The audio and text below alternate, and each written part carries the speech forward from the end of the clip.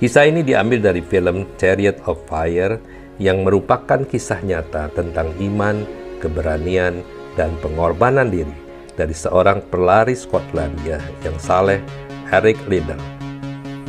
Dalam film diceritakan, saudaranya Jenny Liddell menentang kegiatan Eric sebagai pelari. Jenny sering mengingatkan Eric bahwa seharusnya ia sudah pergi ke China dan menjadi misionaris.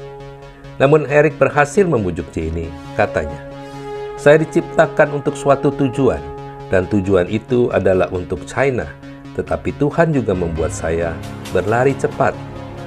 Waktu saya berlari, saya dapat merasakan kenikmatan darinya, dan waktu saya menang, itu semua untuk kemuliaan Tuhan. Kalau saya berhenti berlari, berarti saya sudah menahan talenta yang Tuhan berikan untuk kemuliaan-Nya." Motivasi Eric adalah berlari untuk kemuliaan Tuhan. Puncak karirnya adalah Olimpiade 1924 di Paris. Saat sedang berada dalam kapal menuju Paris, Eric mendapat kabar bahwa lomba lari 100 meter akan diadakan pada hari Minggu. Ia langsung memutuskan untuk membatalkan keikutsertaannya pada lomba yang merupakan spesialisasinya karena keyakinan iman Presbyteriannya sangat kuat untuk tidak berlari dan menguduskan hari Sabat. Eric tidak ragu sedikit pun dengan keputusannya.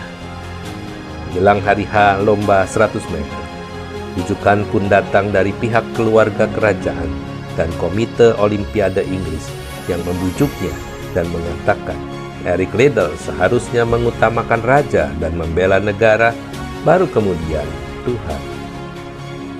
Akibat keputusannya ini, Eric dikecam seluruh media Inggris, dicemooh karena dianggap tidak patriotis dan nasionalis.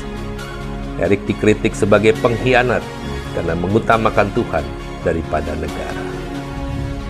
Dengan pertolongan Lindsay, salah seorang pelari perwakilan Inggris juga, akhirnya Eric bertukar kompetisi. Eric yang awalnya terdaftar sebagai peserta dalam pertandingan lari 100 meter, ditukar menjadi 400 meter. Para peserta lainnya menganggap rendah Eric karena kurangnya persiapan, dan ia jelas-jelas tidak siap untuk berlari 400 meter. Bagian yang paling mengharukan saat Eric berhasil memenangkan pertandingan lari 400 meter dan menyumbangkan satu medali emas lainnya untuk kerajaan Inggris.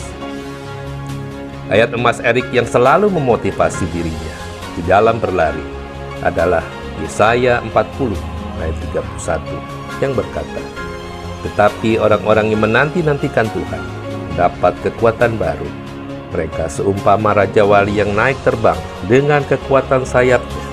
Mereka berlari dan tidak menjadi lesu. Mereka berjalan dan tidak menjadi lelah."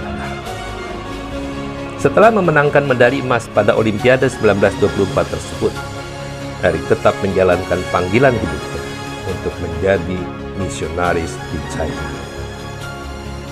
Saudara, Eric mengajar kita untuk taat dan mengembangkan seluruh potensi yang kita miliki dengan maksimal bagi kemuliaan-Nya.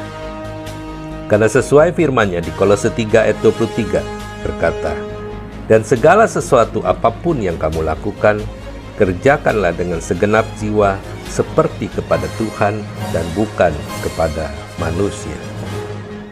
Amin.